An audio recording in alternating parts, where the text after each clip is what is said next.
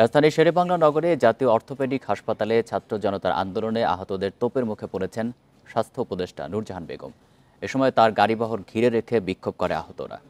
তবে কর্তব্যরত চিকিৎসক ও আইনশৃঙ্খলা বাহিনীর সহযোগিতায় হাসপাতাল ছাড়েন স্বাস্থ্য উপদেষ্টা। অনুদানের টাকা ও সুচিকিৎসার দাবিতে আগারগাঁও থেকে শ্যামলীমুখী সড়ক বন্ধ করে হাসপাতালের সামনে বিক্ষোভ সমাবেশ করছে তারা। এতে সড়কে ব্যাপক যানজটের সৃষ্টি হয়। এর আগে দুপুরে ঢাকায় নিযুক্ত ব্রিটিশ হাইকমিশনার সারা কুককে সঙ্গে নিয়ে জুলাই গণঅভ্যুত্থানে আহতদের দেখতে যান স্বাস্থ্য উপদেষ্টা নূরজাহান বেগম। এ সময় উপদেষ্টার প্রোটোকলে থাকা এক ব্যক্তির বিরুদ্ধে রোগীকে ধাক্কা দেওয়ার অভিযোগ ওঠে। এরপরই শুরু হয় হট্টগোল ও বিক্ষোভ। স্বাস্থ্য উপদেষ্টা ও সমন্বয়কদের সাথে আলোচনা ফলপ্রসূ হলেই সড়ক ছাড়বেন তারা, না হলে লাগাতার আন্দোলনের হুঁশিয়ারিও দেন বিক্ষোভকারীরা।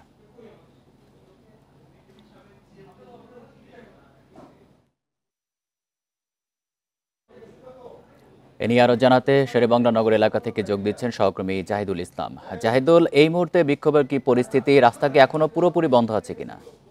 আমি একটা কথা বলতে চাচ্ছি, আজ সে যদি আমাদের এখানে বসে থাকে, যারা এখন আন্দোলনে রয়েছেন করছেন তারা কিন্তু উপদেষ্টা এবং যারা এর সংশ্লিষ্ট রয়েছেন তারা না আসা পর্যন্ত এখান থেকে ওঠার ঘোষণা দিয়েছিলেন। এবং আমরা কিছুক্ষণ আগেই দেখতে পেয়েছি যে জুলাই ফাউন্ডেশনের যেই প্রধান রয়েছেন স্নিগ্ধ, তিনি একটু আগে এখানে এসেছেন এবং এখানে যারা আন্দোলনরত রয়েছেন তাদেরকে সান্ত্বনা দেওয়ার চেষ্টা করেছেন এবং তারা রাস্তা থেকে উঠে যাওয়ার পরামর্শ দিয়েছেন যে তাদের যেই আন্দোলনটা যেই কারণ রয়েছে সেই কারণগুলো আসলে তারা পর্যবেক্ষণ করবেন এবং তাদের যেই আন্দোলনের যেই ভিত্তিটি রয়েছে সেটি আসলে তাদের কাছ থেকে জানতে চেয়েছেন এবং সেটি তাকে কিন্তু বলেছেন এবং তিনি আশ্বাস দিয়েছেন যে তাদের যে দাবিগুলো রয়েছে তাদের যেই ফাউন্ডেশনের পক্ষ থেকে যে 1 লাখ টাকার একটি চেক দেওয়ার কথা ছিল এবং হাসপাতালে তাদের উন্নত চিকিৎসার যে বিষয়টি রয়েছে তারা কিন্তু সেই বিষয়গুলো তাদের সামনে তুলে ধরেছেন এবং তিনিও সেগুলো শুনে আসলে তাদেরকে বলতে চেয়েছেন যে আসলে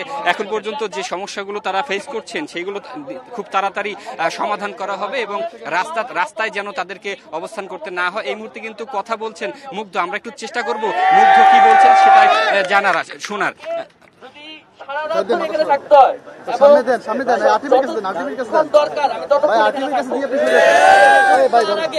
তার আগে আমার কাছ থেকে কিছু ইনফরমেশন নেন, আপনাদের থেকে আমরা কিছু ইনফরমেশন নেই, তাহলে যে কমিউনিকেশন গ্যাপটা হচ্ছে আমার মনে হয় এই কমিউনিকেশন গ্যাপটা পূরণ হয়ে গেলে আপনারাও বুঝবেন যে আমরা কিভাবে কাজ করতেছি। আপনাদের 3টা দাবির কথা আমি বলেছি, এর বাইরে আরো দাবি আছে, পুনর্বাসন এবং উন্নত চিকিৎসা, তাই তো? ভাই আমাদের বর্তমান আজকের যে এটা আমাদের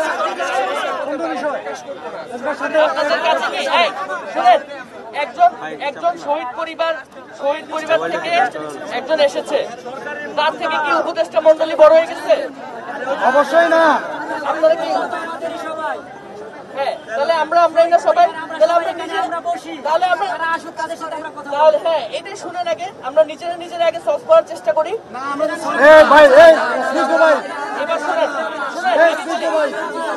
শুনেন আচ্ছা শুনেন আমার কথা শুনেন। আপনারা যেই বডিগার্ডের কথা বলেছেন তার ব্যাপারে আমি আসার সময় জানতে পেরেছি এবং এই জিনিসটার জন্য আমিও এটার জন্য ক্ষুব্ধ এবং তার এগেইনস্টে কি করা লাগে আমরা আপনাদের সামনেই আমি চেষ্টা করবো তার এগেইনস্টে কি করা লাগে সেগুলো করার। না এটা আমরা আজকে চাই, এখন চাই রবিবার কাছে আজকে বাচ্চারা এখন আজকে উনি আমাদের নিয়ে কাজ করে, ওনাকে আজকে বাচ্চা কাজে আপনাকে পারবে, তখন কি করবেন? এটার বিচার আজকে চাই, আজকে এখানে সামনে তারা বসে আছে।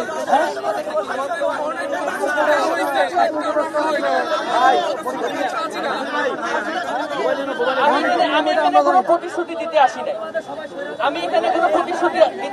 এখানে যারা আছেন তাদের বেশিরভাগই আমি চিনি এবং আমার সাথে পার্সোনালি কথা হয়েছে।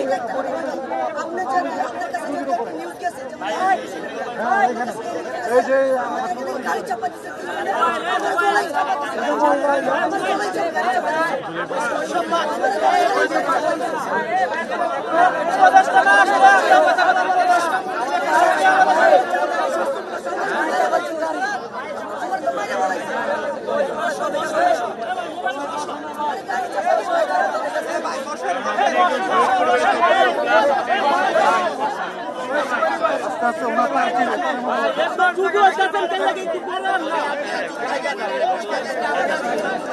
আপনারা যদি আমার কথা নাই শুনেন, আপনারা যদি একটু একটু কষ্ট করে আগে আমার কথাটা শুনেন, তারপর দেখেন আপনারা কি ডিসিশন নেবেন সেটা আপনাদের উপর। আগে আমার কথাটা একটু শুনেন, তারপর ডিসিশন নেবেন। এই ক্যাবেল, এই জাহিদ ভাই, এই জাহিদ ভাই, আপনি কিছু দেখেন না নাকি? কই আপনি? এই ভাই, আপনার পাইনিস ক্যাবেল আছে, একটু দেখেন। এই আমার ক্যাবেলটা, এই যে ক্যাবেল,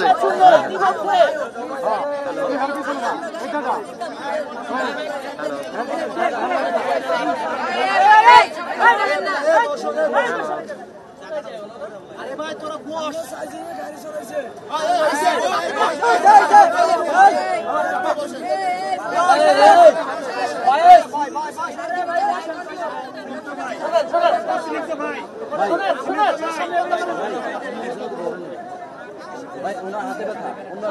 আপনাদের যে উন্নত চিকিৎসার জন্য ইতিমধ্যে একটা সেল গঠন ভাই মোবাইলটা একটু চাপান, মোবাইলটা চাপান ভাই। আপনার সাইডে যে মোবাইল সাইডে যে মোবাইলটা চাপাই দেন ভাই, মোবাইলটা চাপাই। এবং আপনারা যাদের যেই উন্নত চিকিৎসার জন্য দেশের বাইরে যেতে হবে সেটার জন্য ইতিমধ্যে মেডিকেল বোর্ড টিম গঠন করা হয়েছে। কালকের মধ্যে আপনারা প্রসেসটা জেনে যাবেন কিভাবে উন্নত চিকিৎসার জন্য বাইরে যাওয়ার জন্য আপনারা অ্যাপ্লাই করবেন। না, আজকে রাস্তায় আসার পরে কর্মসূচি না, আমি গতকালকে ভাই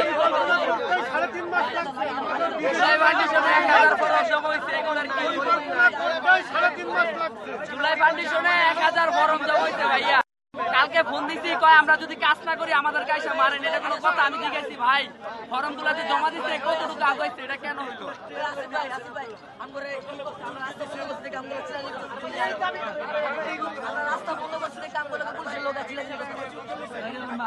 কত লোক কত আপনি পাইছেন ভাই? আপনি পাইছেন? না, বলতেছি তার আগে আমি কিছু ইনফরমেশন নিই। আপনি পাইছেন?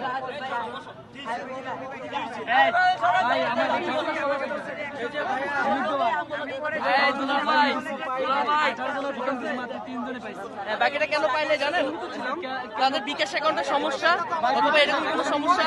শুনেন, এগুলো আপনাদের সলভ করে না, আমরা চেক করে দিচ্ছেন। তাদের বিকাশ অ্যাকাউন্টের সমস্যা দেখে আমাদের কাছে ফেরত আসছে এবং এটা আমরাই সলিউশন করছি।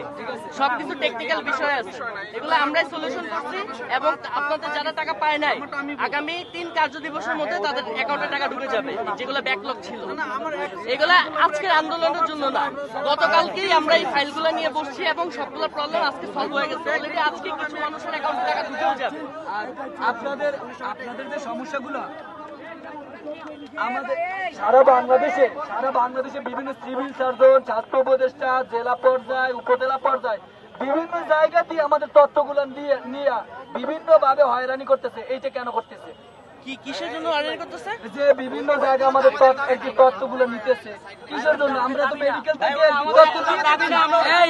এইটা কোনো বিষয় না, এটা কোনো বিষয় না, চুপ থাকো। আচ্ছা, আপনারা কি চান আপনাদের নামের পাশে সেই সব ব্যক্তিদের নাম লেখা হোক যারা আপনাদেরকে মারছে? না, এটা কি আপনারা চান? আমিও চাই না। আমার শহীদ ভাই, শুনেন, আগে এটা বলি, আমিও চাই না আমার শহীদ ভাইদের নামের পাশে, আহত ভাইদের নামের পাশে। আমরা আজকে আহত হয়েছি না ভাই, এটা বললেনি, আগে এটা বললেনি।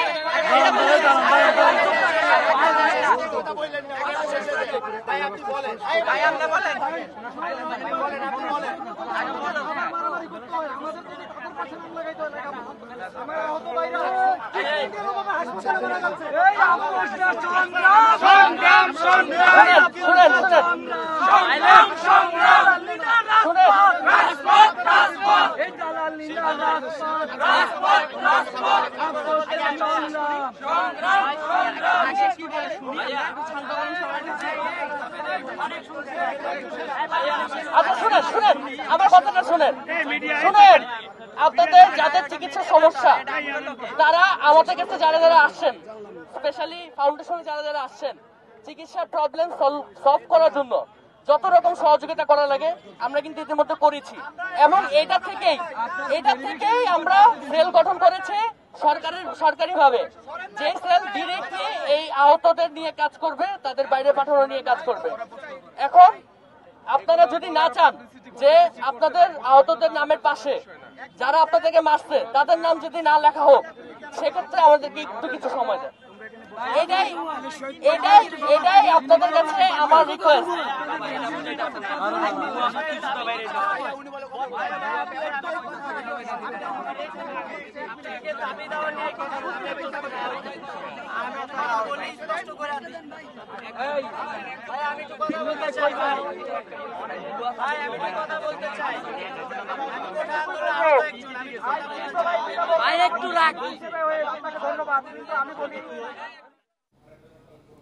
বিক্ষোভকারীদের সাথে কথা বলছিলেন শহীদ মুগ্ধর ভাই স্নিগ্ধ। আমরা সরাসরি সেখানে ছিলাম।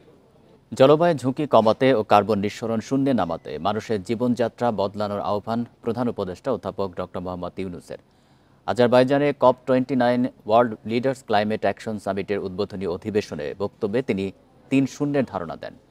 এ সময় কার্বন নিঃসরণ কমাতে অতিরিক্ত মুনাফার ব্যবসা থেকে বেরিয়ে আসার আহ্বান জানান তিনি। ৯০টিরও বেশি দেশের সরকার প্রধান অংশ নিয়েছে জলবায়ু বিষয়ক সম্মেলন COP29-এ। আজারবাইজানের রাজধানী বাকুতে অনুষ্ঠিত এই সম্মেলনে যোগ দিয়েছেন অন্তর্বর্তী সরকারের প্রধান উপদেষ্টা doctor Mohammad Yunus. World leader climate action সামিটের উদ্বোধনী অনুষ্ঠানে যোগ দেন বিশ্ব নেতারা। সেখানে জলবায়ু উন্নয়নে বক্তব্য রাখেন ডক্টর ইউনূস। বলেন, মানুষের জীবনযাত্রা বদলানোর মাধ্যমে জলবায়ু ঝুঁকি কমানো সম্ভব। এতে তরুণদের এগিয়ে আসার আহ্বান জানান তিনি।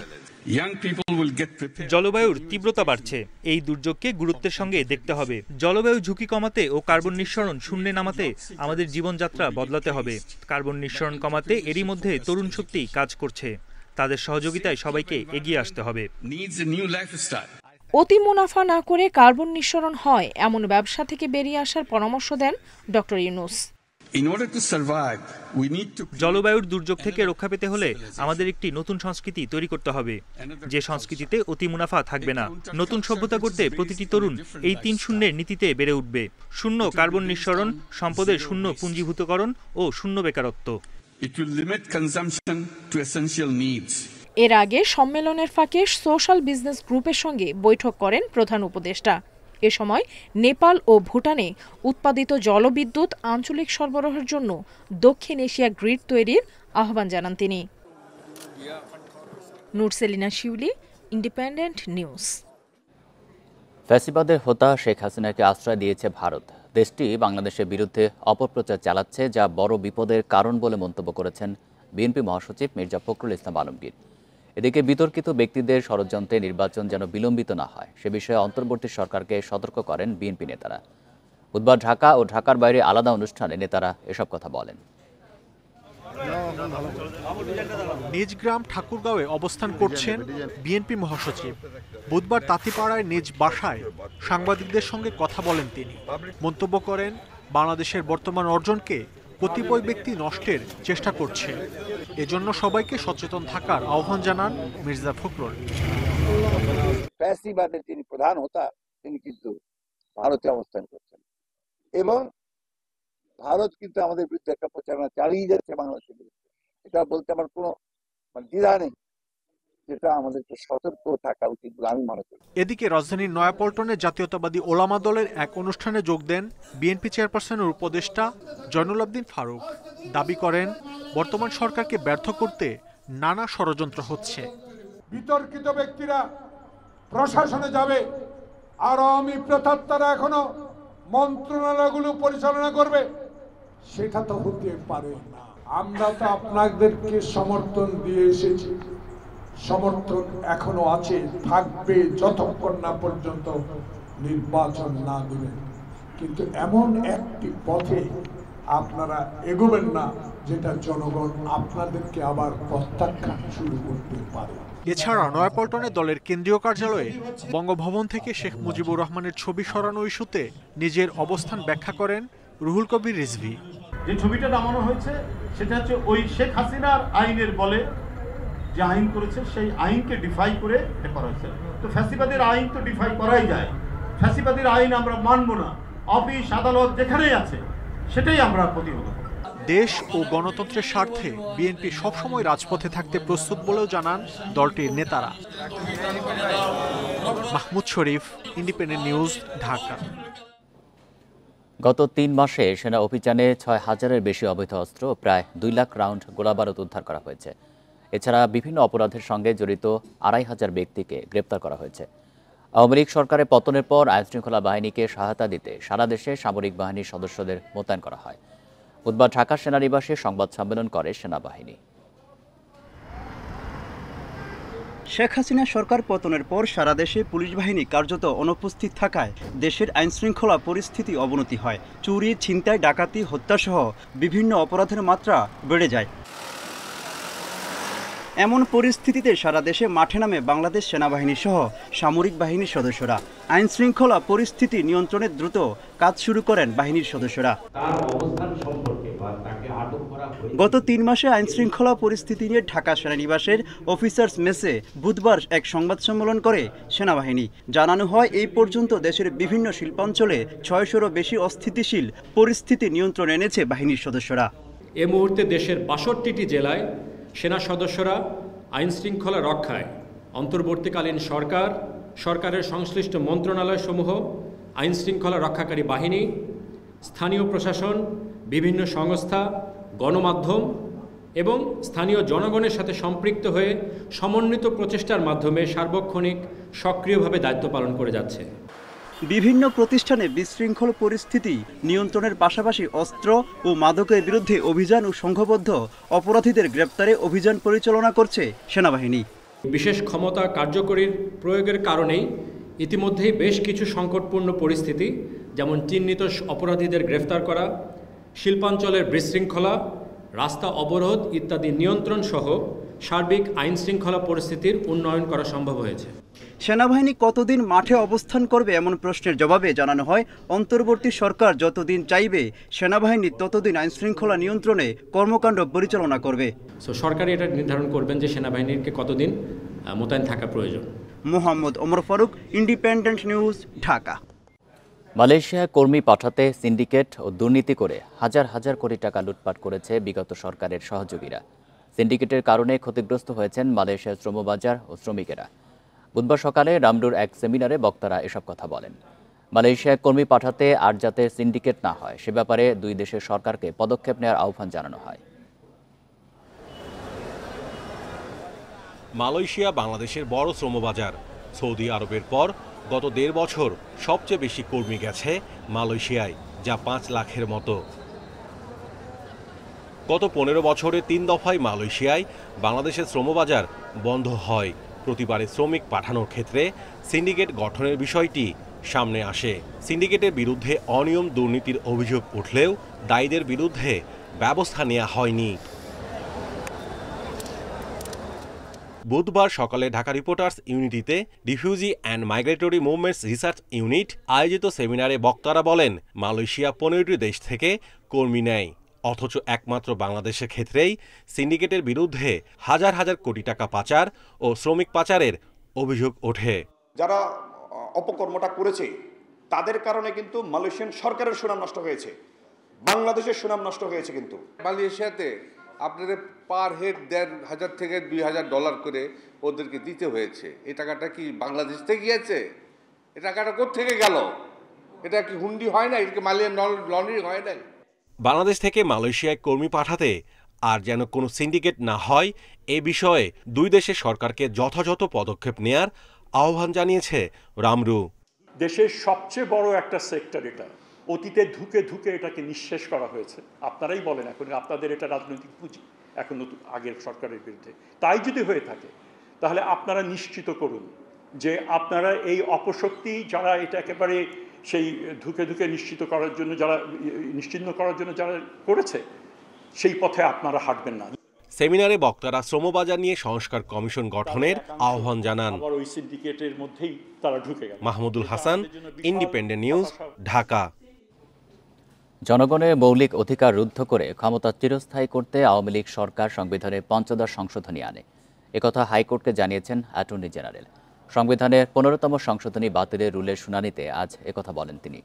এ সময় আদালতে রাষ্ট্রপক্ষ আরও জানায়, শেখ মুজিবের অবদানকে কেউ অস্বীকার করে না, কিন্তু তাকে জাতির পিতা বলে সংবিধানে স্বীকৃতি দেয়া মূল সংবিধানের পরিপন্থী।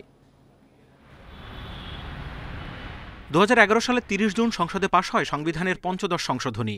এতে বাতিল করা হয় তত্ত্বাবধায়ক সরকার ব্যবস্থা। জাতির পিতার স্বীকৃতি দেওয়া হয় শেখ মুজিবুর রহমানকে। এছাড়া অসাংবিধানিকভাবে রাষ্ট্র ক্ষমতা দখল বন্ধে ব্যবস্থা সহ বেশ কয়েকটি বিষয় সংযুক্ত করা হয়। তবে এই সংশোধনীর বৈধতা চ্যালেঞ্জ করে সম্প্রতি দাখিল করা এক রিটের প্রেক্ষিতে রুল জারি করে হাইকোর্ট।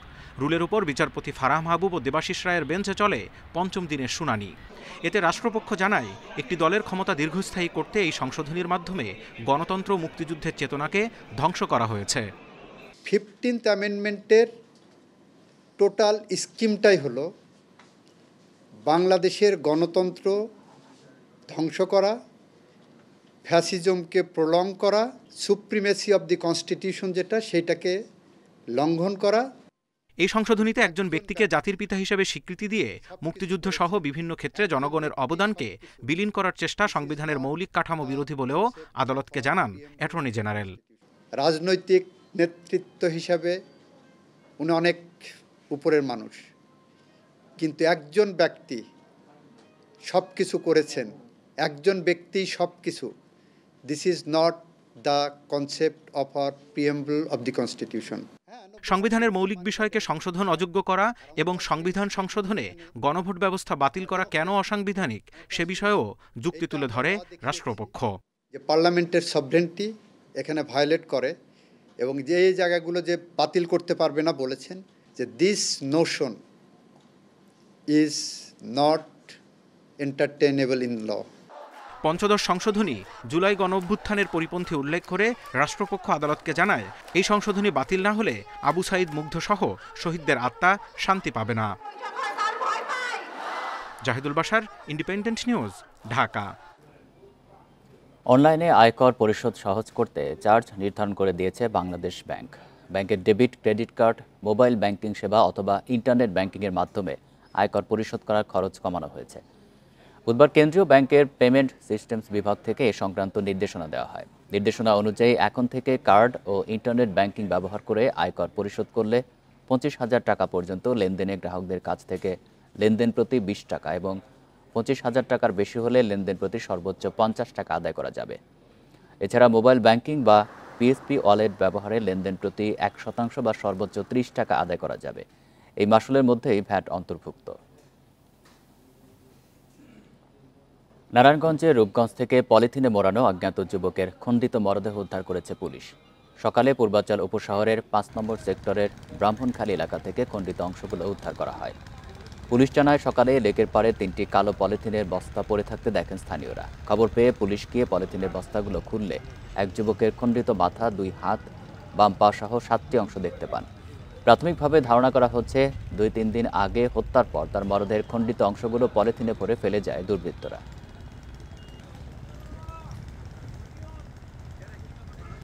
এই ছিল সংবাদ সন্ধ্যায়। ধন্যবাদ সবাইকে।